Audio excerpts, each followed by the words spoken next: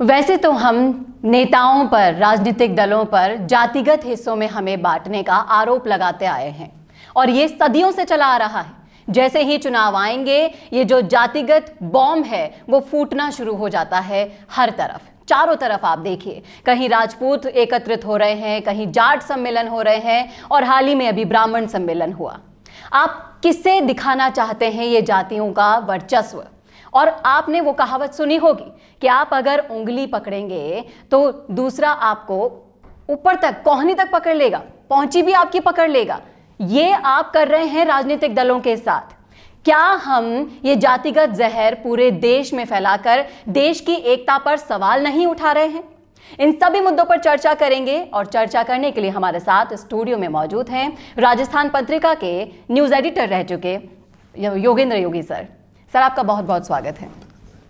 Sir, आप एक बात बताइए, जैसे ही चुनाव आते हैं, ये सदियों से रीति रिवाज सा बन गया है कि चुनाव आएंगे तो हमारा समाज अपनी अपनी जातियों में अलग अलग बट जाता है और इनके पीछे जो राजनीतिक संरक्षण दिया हुआ होता है नेताओं का, जैसे राजपूत अगर एकत्रित हो रहे हैं तो राजपूत समाज के नेता उस मंच पर बैठेंगे, जाट सम्मेलन हो रहा है तो जाट नेता उस सम्मेलन पर मंच पर बैठेंगे। तो क्या ये हमारे देश की एकता पर एक सवाल नहीं खड़ा कर रहा है कि हमारे भारत देश को अखंड देश माना जाता है? और इन सब चीज़ों पर ये बहुत बड़ा सवाल खड़ा करता है।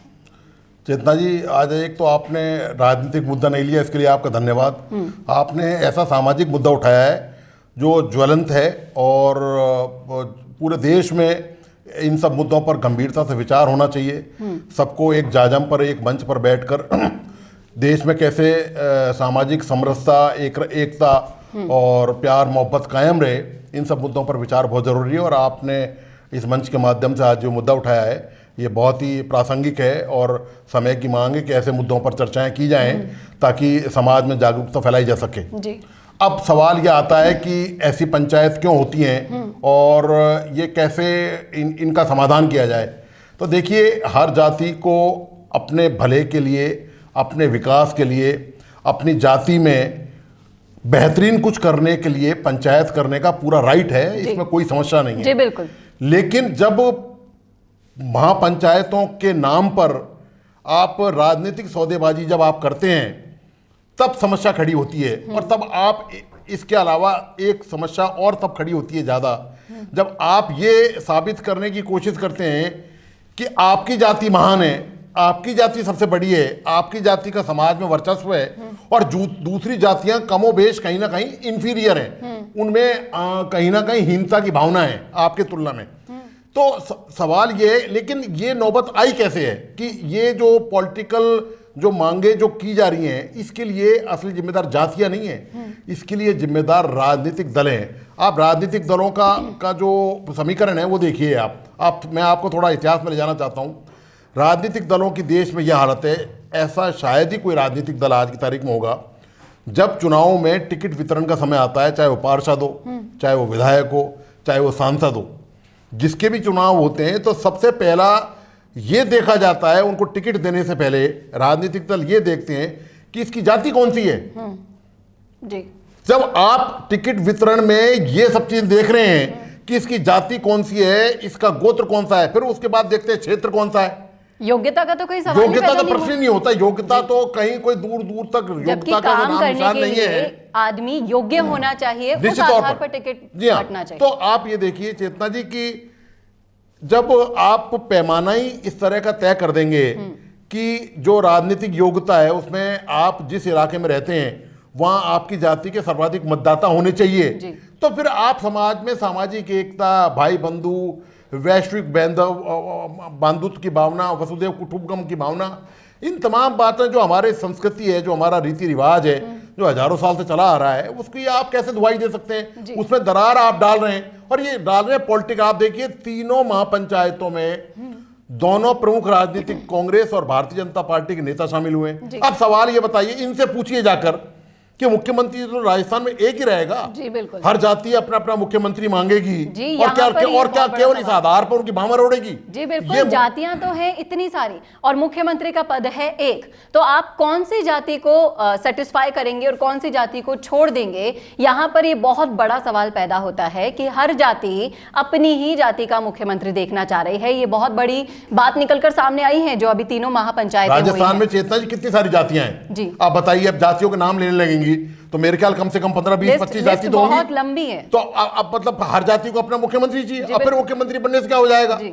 हो क्या जाएगा? वही मुख्यमंत्री बनने से क्या मुख्यमंत्री केवल उन जातियों का मंत्री कहलाएगा और होगा नहीं? इसका मतलब यह हुआ कि मुख्यमंत्री कानून और संविधान के अनुसार काम नहीं करते हैं, वो जातियों के हिसाब से काम करते जी। हैं, वो एमएलए के दबाव में काम करते हैं। इसका मतलब यही हुआ कि किसी जाति का कोई भी अपराधी हो तो मुख्यमंत्री क्या उसको छोड़ देगा, दूसरी जातियों के अपराधियों को पकड़ लेगा? ऐसा थोड़ी चलता है। कानून और संविधान के हिसाब से देश चलता है। राजनीतिक दलों की ये जो बंदरबांट करने का जो तरीका है कि इसकी रोटी उसको दे दी, उसकी रोटी इसको दे दी और अपना फायदा देख लिया, ये सब बंद होना चाहिए। ये तमाशा जो है आज की तारीख में हम जो कौन से युग में जी रहे हैं, ये वैश्विक दूरसंचार का युग है, ये आईटी की प्रौद्योगिकी का युग है। हम एक से एक बड़ी नई खोज कर रहे हैं। पूरी दुनिया में हमारा नाम और परचम आईटी के फील्ड में हो, मैनेजमेंट के फील्ड में हो, शोध के फील्ड में हो, स्पोर्ट्स के फील्ड में हो, सब फील्ड में हमारा पूरी दुनिया में नाम गूंज रहा है।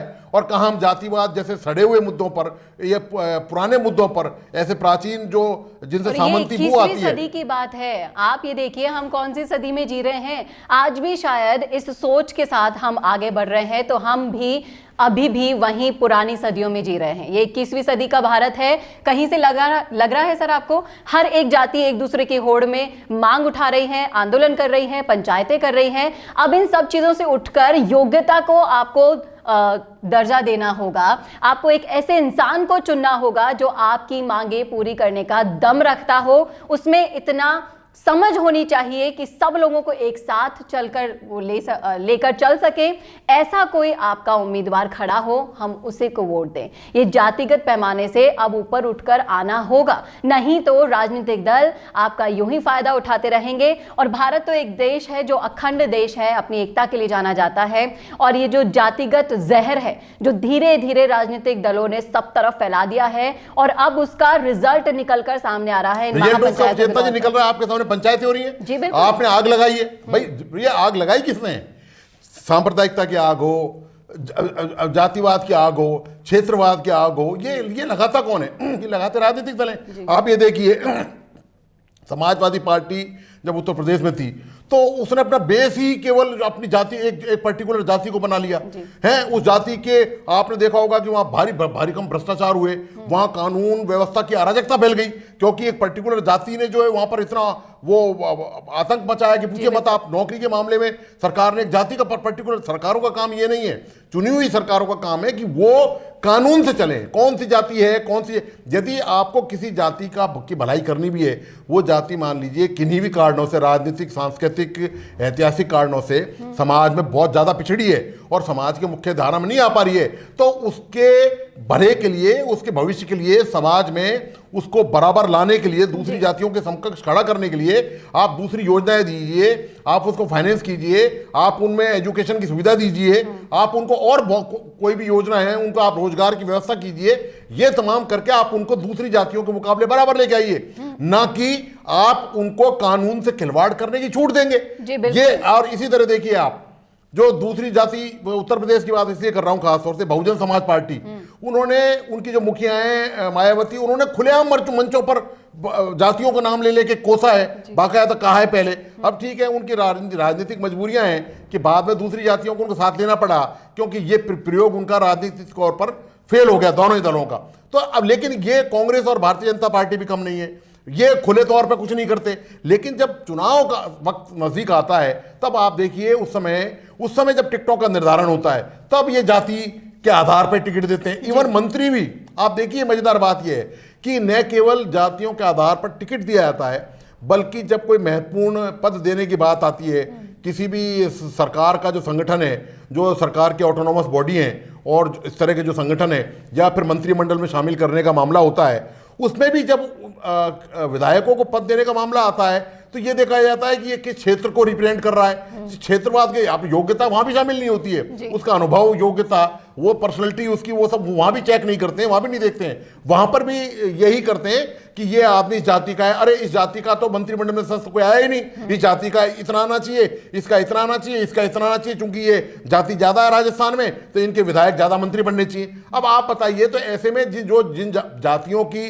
फिर तो सवाल यह है कि जो दूसरी जातियां हैं, जी बिल्कुल, एसटी एससी जैसी जो जातियां हैं, नहीं, हम समाज में हम ये आरोप लगाते हैं, मैं कोई सांप्रदायिक बात नहीं कर रहा हूं किसी भी आधार पर, जब हम समाज में ये आरोप लगाते हैं कि पर्टिकुलर धर्म, पर्टिकुलर जाति के लोग जो हैं उनकी जनसंख्या तेजी से बढ़ रही है, फिर तो समाज में सारी जातियां अपनी जनसंख्या बढ़ाएंगी, फिर तो परिवार नियोजन कहा जाएगा।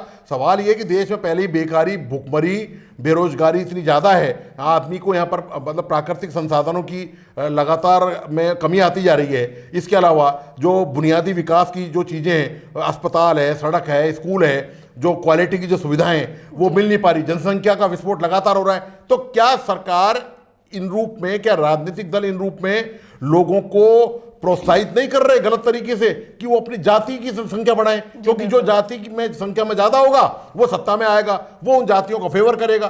तो ये हम देश को कौन सी दिशा में ले जाना चाहते हैं? राजनीतिक दल किस दिशा में देश को ले जाना चाहते हैं? सवाल ये है कि आज हम पूरे विश्व को नेतृत्व देने की बात करते हैं। आप देखिए कि G20 सम्मेलन हमारे यहाँ हो रहा है, उससे पहले कई बार अंतर्राष्ट्रीय स्तर पर हमारे देश का नाम हो चुका है, कई मुद्दों को लेकर हमने परचम फैलाया है। लेकिन सवाल ये कि एक तरफ तो हम अंतर्राष्ट्रीय स्तर पर इस तरह की हम अपनी छवि लगातार अच्छी करते जा रहे हैं, अपनी प्रतिष्ठा बढ़ाते जा रहे हैं, देश का नाम हम रोशन करते जा रहे हैं, दूसरी तरफ हम जाति के अभी तक जकड़न में जड़े हुए हैं, इसकी बेड़ियों को हम नहीं तोड़ पा रहे हैं। जी बिल्कुल, अब यहाँ पर उन जाति के जो उम्मीदवार हैं, जो जिम्मेदार लोग हैं, उन लोगों को संगठित होना होगा, चाहे से वो राजपूत समाज हो, जाट समाज हो, ब्राह्मण समाज हो। अभी तो ये 3 महापंचायतें हुई हैं, इनको देखकर दूसरी जातियां आगे आएंगी खुद के लिए, अपने वर्चस्व की लड़ाई लड़ने के लिए। अब यहाँ पर मुद्दा ये है कि इन सबको एक मंच पर आना होगा, अलग अलग नहीं।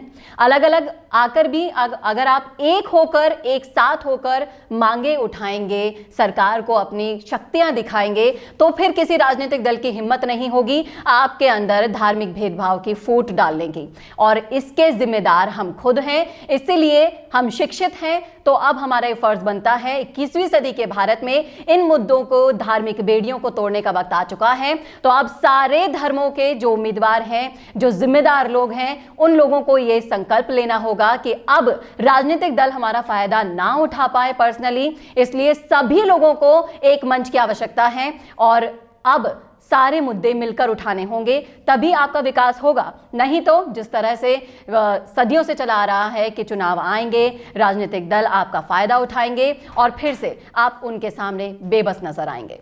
कैसा लगा आपको हमारा विश्लेषण? कमेंट करके जरूर बताइएगा कमेंट बॉक्स में। और इसी तरह के और वीडियोस के लिए देखना ना भूले राजस्थान संवाद। नमस्कार। बड़ी राजनीतिक पार्टी का टिकट चाहते हैं और उस टिकट से जीतकर नेता बनने का भी इच्छा रखते हैं, लेकिन प्रचार के लिए अभी भी वार त्योहार के पोस्टर बनाने का पुराना तरीका ही अपना रहे हैं। राजनीतिक प्रचार के लिए पोस्टर हुआ पुराना, वीडियो इंटरव्यू का है जमाना। राम मीडिया वर्क्स आपकी राजनीतिक प्रोफाइल को पावरफुल बनाने के लिए लाए हैं स्पेशल डिजिटल पैकेज, जहां प्रदेश के लाखों सब्सक्राइबर्स वाले डिजिटल चैनल के रिपोर्टर, कैमरामैन लेंगे आपका इंटरव्यू। और वो उन चैनल्स पर प्रसारित होगा जिन्हें पहले से लाखों लोग सब्सक्राइब किए हुए हैं और जिनके करोड़ों में व्यूज है। तो छोड़िए पुराने तरीके, अपने इंटरव्यू, कैंपेन्स और इवेंट को कीजिए जमे जमाए चैनल्स के जरिए वायरल। ज्यादा जानकारी के लिए नीचे दिए हुए लिंक पर क्लिक कीजिए।